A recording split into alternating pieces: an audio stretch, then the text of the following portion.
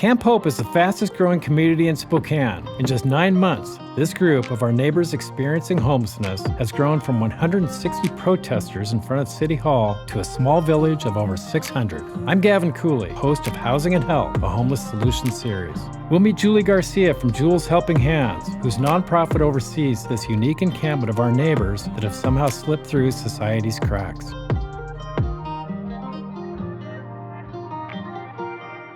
Julie Garcia. Yes, sir.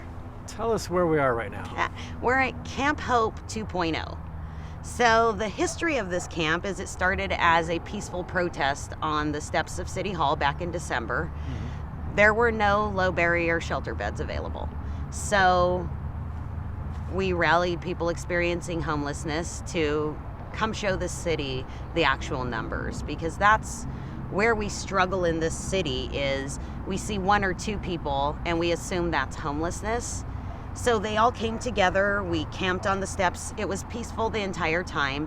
When code enforcement came to remove the camp, we had a meeting with the camp, because one of the things that we're firm believers of in Jules Helping Hands is that we don't tell people what to do. We just support them where they're at. So the camp decided to move because they were in fear of losing their things in the middle of winter. That's traditionally what happens in police sweeps, is they come in, they give tickets. If people can't carry their things, they remove them. And it was in the low 10s and 15s back in December. So they wanted to move. So we found this plot of land that we felt was at least far enough away from businesses and neighborhoods that they can exist in. At that point, it was only 168 people. Down at City Hall. Down at City Hall. And it was originally a protest. It was originally just a peaceful protest. We assumed that the city would come talk to them and find out why they were there. Mm-hmm. But nobody seemed to come out and talk to them, or as much as we pushed that they did, it didn't happen. And then in the planning process, you said you got away from businesses and neighborhoods. Was that was part of the plan? Yeah, that was one of the requirements that we asked of these folks, is if they were going to move 168 people, that they did so to somewhere that wasn't going to be as big of impact on the neighborhood as downtown and City Hall was. Yeah. And this camp started to grow. People started to come. Cars that have not had a safe place to go came, and we've tried to mitigate the impact to the neighborhood with no help from the city in any way, or services in any way. Service providers do come out here, outreach providers come out here, street medical comes out here. Most people in this camp are accessing services, at least the services that are available to them. But this is the chronically homeless population, so their waiting list for housing and their barriers to housing are enormous. So the people that are here, and we want to talk about Camp Hope, that's right here, but they moved that protest from City Hall to here, and there's still a fair-sized homeless population downtown. There sure is. So, I mean, everybody maybe assumes that the homeless population is kind of homogenous, but of course it's not. But maybe just ask the question, what's the difference between the people that are here and the people that remain downtown? Is there a distinct difference, or is it just some want to participate, some don't, or what's happening there? Most people who are... So, what in this world, what we look for is those maybes. Maybe I'm going to come inside. Maybe I'm going to address my situation. Maybe I'm going to participate. We live for those maybes. These are the maybes. I see. So maybe they're not willing at this point to address their addiction issues or anything else, but they're here. This is the first step. And that's basically what Jules Helping Hands does, is we're that introduction. So we're you would not say the resources. the people here, for the most part, are taking a step. They are. This is the and first maybe step. the people downtown that are still sleeping under bridges, that maybe they haven't decided to take that first step yet. Yes, and how you get that to happen is outreach, first of all, which we do 7 days a week. But it's creating a relationship of trust. And these are bridges that have been burnt on both ends. People experiencing homelessness, businesses, the city. Right. They're all these bridges, and they're all burnt to a crisp. So what we're trying to do is bridge that these guys understand the situation and teach people to come from a place of understanding, because I sit in most meetings in this city and we're this far away from each other. Everybody understands the problems and everybody understands that there's not one solution that works, but we're all this close. There's this education piece regarding chronically homeless and people experiencing homelessness that people don't want to address. And that's how this camp came to be. So what started out as a protest at City Hall is now here. You said there were about 150 at City Hall? 168 at City Hall the day we left. How many do we have here? Head count last week was 361. 361. So this city block that we're looking at has about 361 Sure people. does, yeah. So just going back one step, about 150 came from the original camp. Yep. And then since then you said you've been doing weekly outreach and basically trying to pull people into this first step, which you're really saying is a first step. Yeah, and we're not even promoting coming to this camp. They just show up. We wake up in the morning and there's new tents here. Wow. At least the camp has its own form of government. They're attempting to self-govern themselves because Jules Helping Hands cannot afford staff here 24 hours a day. But there's rules here. So the folks that don't want to follow rules end up not staying here. So people come sometimes and then they leave. It's really hard to get an accurate head count because there's so many tents here. Right. So the only way we ever get a head count is to go tent to tent. Right. And at any point in the day, the numbers are different. So and how do you communicate? I mean, maybe this gets back to what is there a general description of the population here that you could come up with, or is it just every single situation is completely different, or how would you describe that? This is chronically homeless. The average time that people are homeless here, that live here, is between 6 months and 2 years. Wow. Yeah, so these folks have been out on the street for quite a while. And are they mostly from the Spokane area or from outside? Well, 72% of them say they became homeless originally in Spokane County. Okay. There are people from outlying areas. So how you have to understand how homelessness works in Spokane is this is the hub for services. It's always been the hub for services. These small communities put money towards the city of Spokane to add so they can use their capacity. There's no capacity right now. We haven't had women's beds available consistently since before Christmas. So in terms of this being a first step, Yeah. how would you describe where would I describe it correctly in saying Jules Helping Hands, and I want to ask about that also, you're trying to lead to another outcome. This is the first step to somewhere. What would that next step look like after this camp? So we've spent a lot of time talking to the folks at this camp. What can we advocate for that'll help you address your situation and participate and be part of the community? Where is the gap that's not being filled? Most of them have stated the reason that they're in tents is because they want a door to shut. They're tired of sleeping shoulder to shoulder on mats on the floor, and I can understand that. I suffer with PTSD and anxiety, so I understand the issues that come with staying in a gigantic Probably shelter. a lot of people wonder that. They see somebody under a bridge or even here in a tent, and they hear that there's shelter space, which to most of us means it's a hard roof. Mm-hmm. But you're kind of describing maybe why a lot of people, 300 people, Yeah. are choosing to be in a tent rather than in an overnight shelter. And maybe you could describe the differences between those two and why people would make that choice. So overnight shelters provide basic needs. They provide a roof over your head, a mat on the floor, and something to eat. They also are only able to run with that many people with a lot of rules. Mm-hmm. So the bridges that I'm talking about that have been broken come with authority. People are always deciding things for their lives. What are we going to do to you, and not what are we going to do with you? Mm-hmm. And I think it's come to a breaking point at this point here, at least here in Spokane, that people are saying, we have a voice, can you listen to us?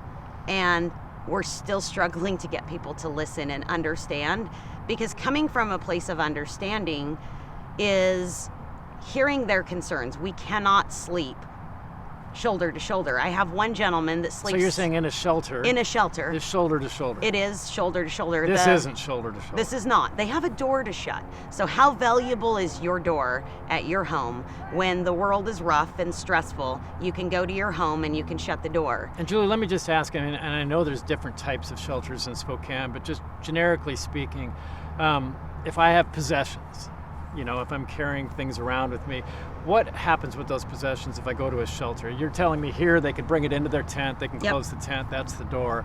But in an ordinary shelter, they have to get rid of their things.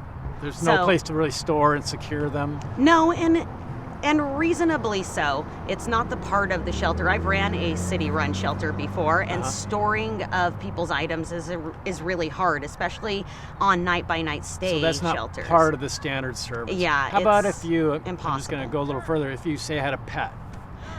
So, in low barrier, if it is a low barrier shelter, they allow pets. If it is a medium barrier shelter, one of the barriers is you have to have service papers for your animal.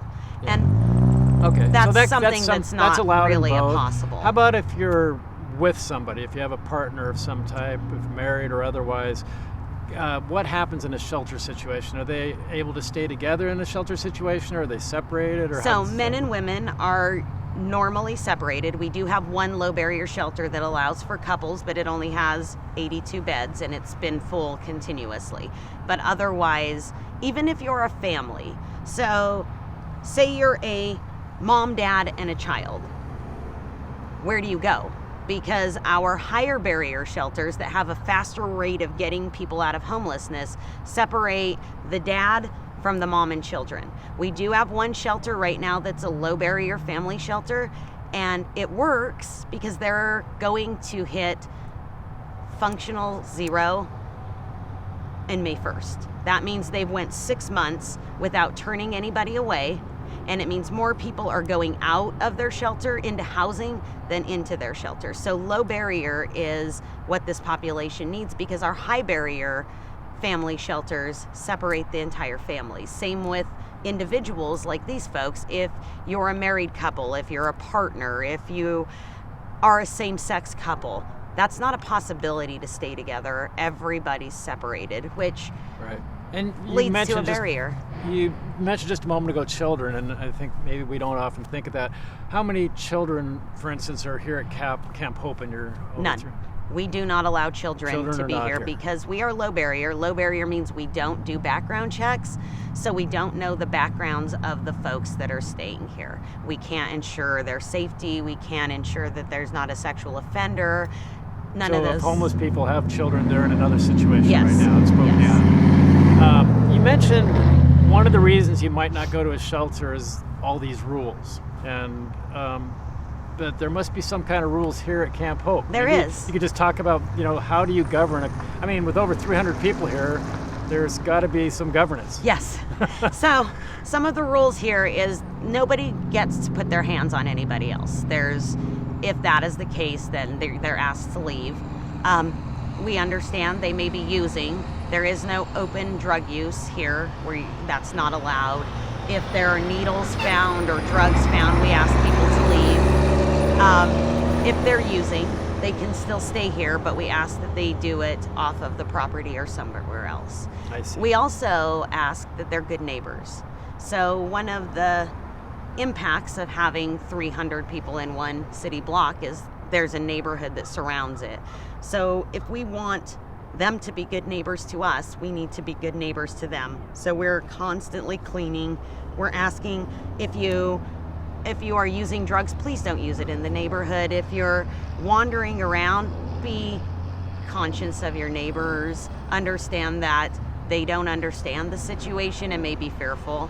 We stay away from the schools. We're trying to stay away from the businesses. That's the things that we ask. So you call this Camp Hope. Yes. And so when we hope, we're hoping for something. What are these people hoping for? They're hoping that if they do a good enough job, that they can actually prove to the city that we can coexist together, that they are looking and willing and ready for help when help is available. So the coexist, that probably means a lot of things to different people. Does that mean continuing to live in a situation like this in coexistence with the city, or does it mean moving into permanent supportive housing? What does that coexist look like, or is there a lot of things it looks like? So coexisting is simply, for them right now, is that they can be seen and still productive. Their hope is that the city will address the need for something better than a tent next to a freeway. So you would say the majority of this population is looking for what we all look for: walls, Safety, doors, ceiling, security, safety, yes. a sense of permanence. A chance or an opportunity to do and be better. Right. Okay. And that's something that we don't see a lot. This is the most I've ever seen out of this population collectively. Because if you understand what hope does, is all of the trash and the big encampments that you see, all of this going on, people go, well, why does it have to be so messy? Why do they not care that they're part of the community?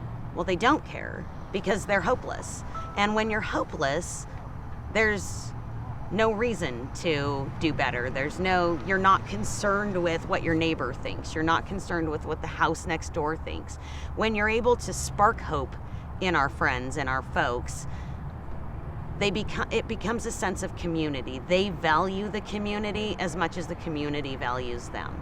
So that's what's missing in your mind. When we see a homeless person leave garbage or litter or things that we would normally not agree with, this is where that comes from. Well, most of the time we don't see homeless people. That's the problem. They are invisible. And they don't feel seen by us. No, and people cross the street to not have to engage with them. No one wants to make eye contact or say hello. I understand that to some people who don't understand this, it may be scary, but that's why these conversations are so important, is that we change that conversation to, they're just regular people struggling. I grew up in a space where I didn't know homeless people existed because they were just our neighbors that struggled. Right. They were not a population. What has happened is now there's a population of homeless. Homeless describes the entire population when they're John, Tom, Ed, who is experiencing homelessness. Homeless isn't identify them. Right. What do you think has changed? Now we have this very visible homeless population as opposed to, say, what you grew up with, which was just part of the community and we all dealt with it together. What do you suppose has really changed here? Judgment, opinions, and misinformation. Those are the three things that could help this situation. One, looking at data-driven and evidence-based solutions and reasons for people experiencing homelessness. There's so many studies done on homelessness that we have a baseline to know what's actually happening and going on, yet we don't use that narrative. Was that going on before, Julie? Because I don't remember, and we have these, when we're younger, our recollections are different, but I don't recall the visible manifestation of homelessness when I was younger or even as a young adult, but we see it now. So something has changed structurally to bring this into such a visible place. What is your sense of that? Well, first, it's systematic. So everybody thinks that our systems are broken, but they're not. This is how they were designed from the beginning. And it is to not get people out of poverty, to not lift them up. Somehow, the narrative has been changed that homelessness is a character flaw instead of a situation or a circumstance. And perhaps they may be a contributing factor to why they're homeless, may have been drugs, it may have been ACEs scores, it may have been all these things, but the bottom line is that's where they're at. And if those things grown worse, the ACEs scores being an aggregation of trauma factors in people's lives, do you think the trauma is higher today in today's modern society, say, than 50 years ago or even 20, 30 years ago? Because I think it was much less visible even 20 years ago.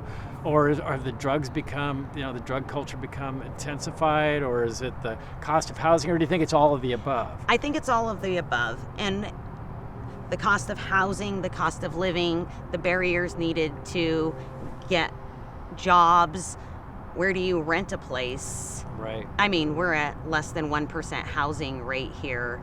So We know that's an all-time and low. it's always been. It's always been an issue of poverty, not necessarily homelessness.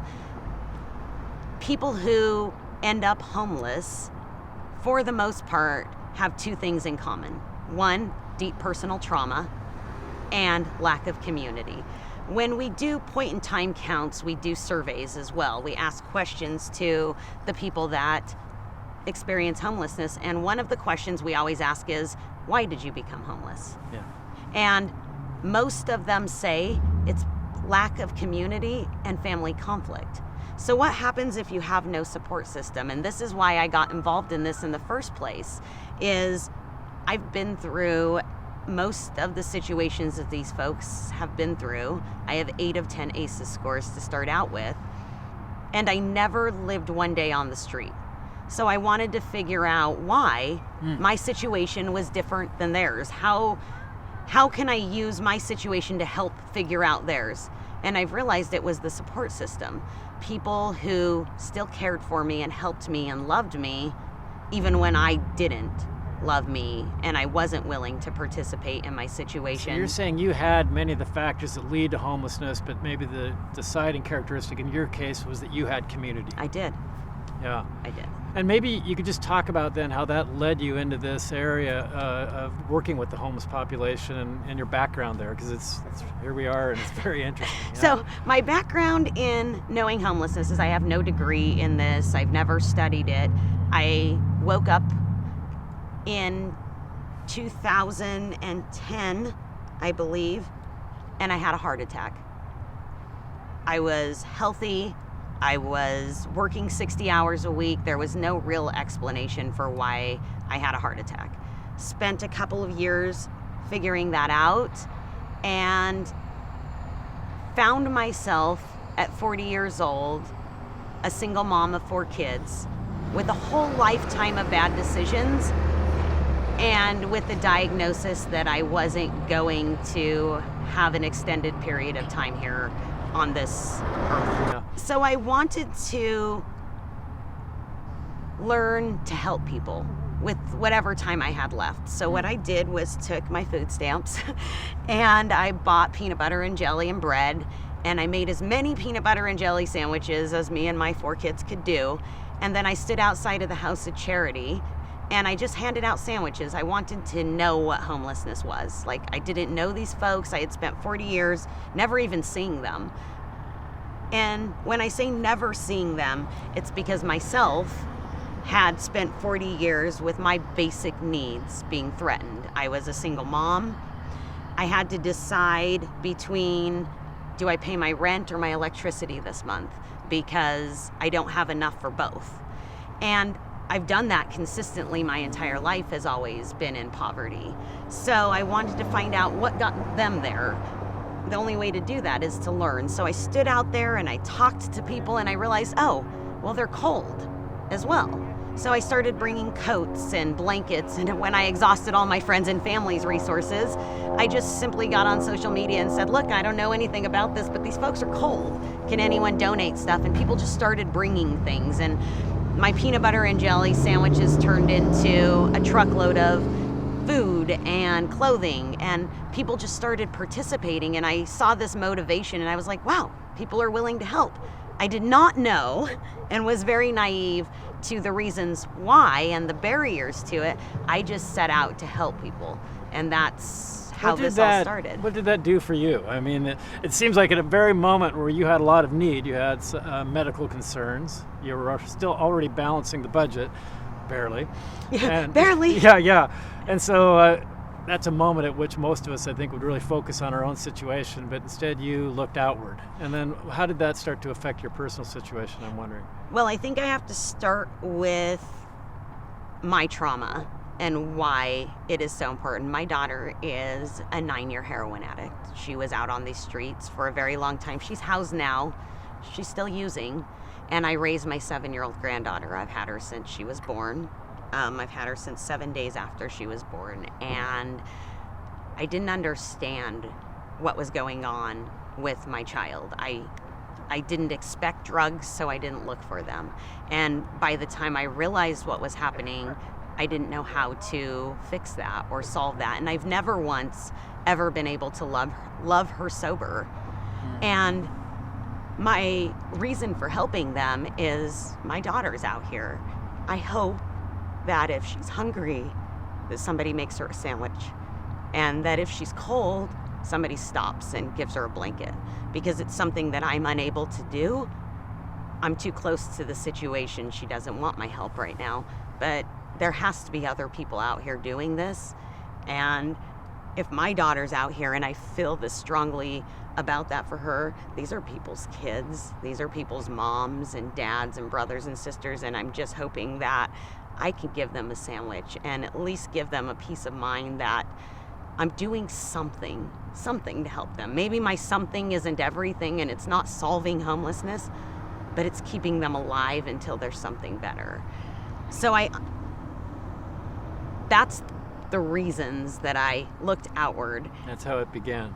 And in doing so, I learned some of the reasons and contributing factors to homelessness, which is what I learn and try to teach others now, is I caused the trauma of my children.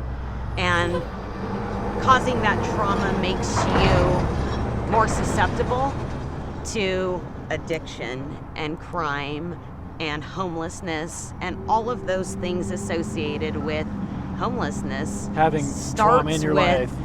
Early childhood trauma. And my kids saw things that they didn't ever need to see. I was in a marriage for 16 years with an abusive partner who did drugs as well. And that's what trauma, I believe, contributed to my child using heroin now. Right. And so the only way that I can fix that, I can say sorry forever and I can take accountability for it, which I do. But the only way for me to fix that situation is to show people a different way. There's a better way, and I needed to be an example of that. And not necessarily that I could fix my own children. I can teach them how to heal from their childhood, but it's more for others so that perhaps kids can grow up and not have to heal from a childhood. So I almost hear that you're expressing your hope for your own daughter and other people in your life, perhaps, and what you're doing here. So your hope for the 300 plus people here at Camp Hope is along those lines? It sure is. So I know that I am not capable personally of solving homelessness. But if we can hope for something, I hope that we can build bridges enough to get these folks their basic needs met. Like, everybody deserves to have their basic needs met. We live in a country that we waste more than we use. Why do we have people sleeping downtown? Why do we have people sleeping on the streets? And why did 162 people die outside in our city last year? Like, I'm only one person, but I'm gonna do my part to make sure that that doesn't happen. And my part may not keep that from happening, but if everybody does a little bit of their part, perhaps we could save people. Perhaps we can be in a community that is caring for everybody, even folks that we don't agree with their situation or circumstance. I think there's a lot of concern about homelessness from a lot of different directions, and it's an issue that I think everybody feels empathy, but at the same time, it's an issue that seems to pit people against each other. Yeah. And it seems to come from often very valid places. If I'm a small business owner and I'm only just barely paying the bills myself, and then the homeless situation, say downtown, is directly affecting the bottom line of that small business. And it could be other business people, or it could be people, maybe more vulnerable people, like older people who like to go downtown and suddenly don't feel safe downtown because of the homelessness situation. There's a lot of reasons I think that people have these concerns, but if you were to address some of those concerns directly in terms of what Camp Hope is and maybe where you see it leading, how would you talk to them? So, business owners have valid concerns. Homeowners have valid concerns. These concerns should be validated. But what's the answer? if we don't have somewhere for them to exist, what do? We're pushing them into those areas. We're forcing that to happen. So what needs to happen is we need to have a space for them to exist in whatever condition they're in, because they're still going to be there whether we wish them away or we don't. And utilizing people who understand that, like us and other organizations. We're not the only one. There's tons of folks out here that do exactly what I do. And that is, where do they go? Right. That's the question that answered. I don't believe that government can solve this problem. Government does infrastructure. It builds bridges and fixes roads, but they've never been about relationships. Money doesn't solve this problem. Well, let me pause on the relationships for a moment, Julie. We're looking around as a group and saying, what are some other communities that have done much better or are further along dealing with homelessness than Spokane? And so a few weeks ago, we went to Houston, and Houston has decreased their homeless population by about 62% over the last 10 years. And what we've seen there is there's a lot of mechanisms for that, but what we saw and heard over and over again was that everybody, every provider, the business community, the city, the county, the state, everybody that was affected by homelessness, they were able to come together. So the providers are working right alongside the business people. The owner of the Houston Astros, the owner of the Houston Texans, we're right alongside the providers, the people that were providing bridge shelters and things to move people towards housing. They were all working together, modifying their service deliveries to match the needs of the whole. We were impressed by that. We didn't see. It's beautiful. Yeah, we didn't see homeless encampments there. We didn't see the big manifestations of homelessness there. We heard a lot of really inspiring stories about people moving out of homelessness in many varieties, in many different ways. But our experience there, because of course it was just for 4 days, does that sound, with all your experience, does that resonate for you? That is exactly what is needed. So we have to validate everybody's concerns, business owners, city concerns, and people experiencing homelessness. And we have to be able to come to common ground. And I believe common ground is found is the same. Every city, everywhere. I'm sure Houston came to the same thing, is we cannot have people sleeping outside. It's inhumane, it's not safe, it's causing issues. So how do we move past our own beliefs in why they're here, or how do we get them out, and just come to that? How do we solve that one problem? And we take that step first, is where do they exist? Houston came up with where they can exist, and then built around that. Julie, based on everything you've seen, if people came together in the way you just talked about, and from their varying perspectives, if you just said, and work together, and we all truly work together, do you think, I won't say solvable, because you're always just working on anything, but do you think we can more or less resolve the current crisis and move it into something that is constantly growing and becoming better? I believe so, because here's why. Houston stabilized their system. Yes. And that's what needs to happen here, is there needs to be a stabilization of the sheltering system, whatever that looks like. And for Houston, I think that's what they did. They froze it, and from that point on, there were no new encampments, and then they removed them one by one. But by removing them, they moved them into housing with services. Yes. Housing with help. And I'll just speak. I was the chief financial officer for the city of Spokane for 18 years, and what I saw there was the immediate reaction is, well, we can't afford that. How can we possibly, move all these people that are struggling into housing? But the numbers we kept hearing were something in the neighborhood, and you get different numbers, but something in the neighborhood of where the cost of moving people into supported, housing with help was around 1/5 of the cost of leaving them homeless. Because there's an idea that if you leave them homeless, there isn't a cost. But there's people going to the ERs, the fire department is responding, constantly. There's all the services that are going into it. There's the drain on commerce, because we know it does have an effect on downtowns and the community in itself. Again, does that make sense to you, or It sure what's your does. feeling about that? So the city of Reno had a gentleman there, and they call him $1 Million Murray. Yeah. So $1 Million Murray costed the city of Reno over $1 million for being homeless for A year. 10 years. Per year. Yeah. Yeah, it Per wasn't. year. Yeah, Yeah. per year. Yeah. And yeah. he was homeless for 10 years. And the reason that he consistently was homeless and caused so much money was because we couldn't find a place that fit his needs. Whether that's housing, whether that's a shelter, whether that's a tent, whatever it is, it's still draining on the community. So he was chronically being picked up by the fire department or the Put emergency into medical treatment, response. lost Put out of into treatment. the ER, which is a horribly expensive way to deal with day-to-day medical needs. And other services constantly, law enforcement, I'm sure, and all those things coming together. And, of course, not addressing Murray's needs. No. In any and way. Permanent supportive housing is one of the things needed for this population. Because here's the thing.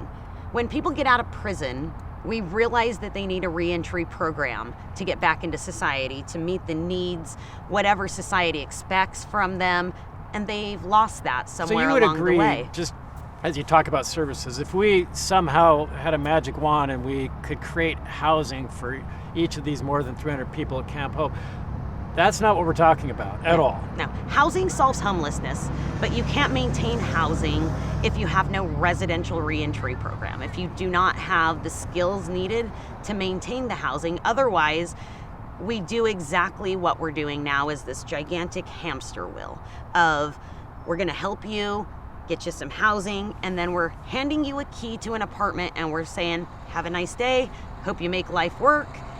And we heard in Houston they have the services you're describing, and so you mentioned earlier data. Yeah. And they're big on data. Yes, data is what will solve this. And they It knew is that with the knowing data that with the services, again, it was housing and with help, that 2 years later, over 90% of the people were still in that housing situation and doing well. Yes. And so they were moving towards, improving their lives. And They so- became homeless for a reason.